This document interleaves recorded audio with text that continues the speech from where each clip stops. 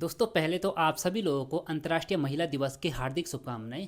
और इसी के साथ आज नैनीताल से एक बेहद ही दुखद खबर सामने आई, जहां पर कि 6 मार्च के दिन एक युवती जो कि 31 वर्ष की बताई जा रही थी, वह दिल्ली से नैनीताल आई थी घूमने के लिए। और काठगोदाम में वह एक कार लेती है नैनीताल जाने के लिए, जिसमें कि जो टैक्सी चालक रहता है वो नैनीताल से 10 किलोमीटर पहले ही अपनी गाड़ी को रोक लेते हैं और इसके बाद युवती के साथ ज़बरदस्ती करता है और दुष्कर्म करने का प्रयास करता है। इसके बाद जब युवती उसका विरोध करती है तो वो युवती से मारपीट कर लेता है और उसका फ़ोन और उसका सामान छीन लेता है। इसके बाद युवती जैसे तैसे अपनी जान बचाकर जंगल की ओर भागती है और मौका पाकर ही वो जो कार चालक रहता है वह युवती का सामान लेकर भाग जाता है। पूरी रात वो युवती जंगल में रहती है और उसके बाद जो बाकी की रात होती है वो सड़क के नीचे जो कलमट रहता है वहाँ पर बिताती है। सुबह होते ही जब थोड़ा उजाला हो जाता है तो युवती आगे जाती है सड़क में और उसे कुछ यहाँ पर स्थानीय लोग मिलते हैं और स्थानीय लोगों को अपनी बात बताती है कि मेरे साथ क्या क्या हुआ है। इसके बाद देखिए पुलिस में शिकायत करी जाती है और महज 10 घंटे के अंदर ही आरोपी चालक दीपक बोरा को गिरफ्तार कर लिया जाता है। लेकिन दोस्तों सवाल ये उठता है कि देखिए महिलाएं आज भी कितनी ज़्यादा असुरक्षित है। एक तरफ हम लोग आज महिला दिवस सेलिब्रेट कर रहे हैं और वहीं दूसरी तरफ आप देखिए कि देखिए महिलाएं हमारे समाज में कितनी ज़्यादा असुरक्षित है। एक टैक्सी चालक पर ही भरोसा नहीं किया जा सकता। और बड़े ही दुख के साथ मुझे कहना पड़ रहा है कि देखिए जो दीपक बोरा था, क्योंकि नाम से ही पता लग रहा है ये अपना पहाड़ी भाई था।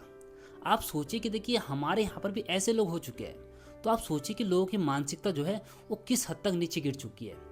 और हो ना हो अगर उस युवती को, क्योंकि जो जंगल वाला एरिया था वहाँ पर बाघ और तेंदुए की मूवमेंट जारी रहती है, और अगर गलती से भी उस युवती पर बाघ या तेंदुआ हमला कर लेता और अगर उनकी मौत हो जाती इस हमले में, तो सोचिए दोस्तों जो इतनी बड़ी घटना थी इसका किसी को पता ही नहीं लगता।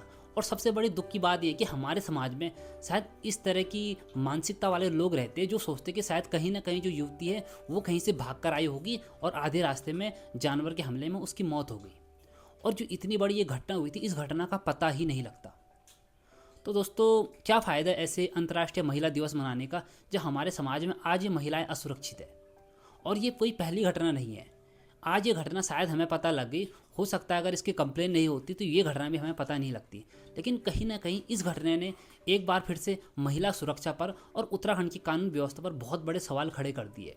सवाल इसलिए भी लाजमी है क्योंकि पिछले 1 महीने से लगातार उत्तराखंड में, देहरादून की बात करूँ मैं या हल्द्वानी की बात करूँ, यहाँ पर महिलाओं के साथ जिस तरह से यहाँ पर जाति करी जाती है, जिस तरह यहाँ पर अपराध बढ़ रहा है, उससे कहीं ना कहीं जो अपराधी है उनका हौसला बुलंद होते जा रहा है। क्योंकि देखिए हमारी कानून व्यवस्था इतनी कमज़ोर हो चुकी है कि आज भी देखिए न्याय के लिए जो विक्टिम है उनको दर दर की ठोकरें खानी पड़ती है और उसके बाद जाके उनको न्याय मिलता है। आप लोगों को याद होगा देहरादून का वो केस जिसमें कि 23 साल की एक युवती को चाकू से मार देता है और वो भी दिन के 11 बजे। उस समय देखिए पूरा बाजार खुला रहता है, कम से कम 40 से 50 लोग उस चीज़ को देख रहे होते हैं, लेकिन कोई भी उस युवती को बचाने नहीं आता।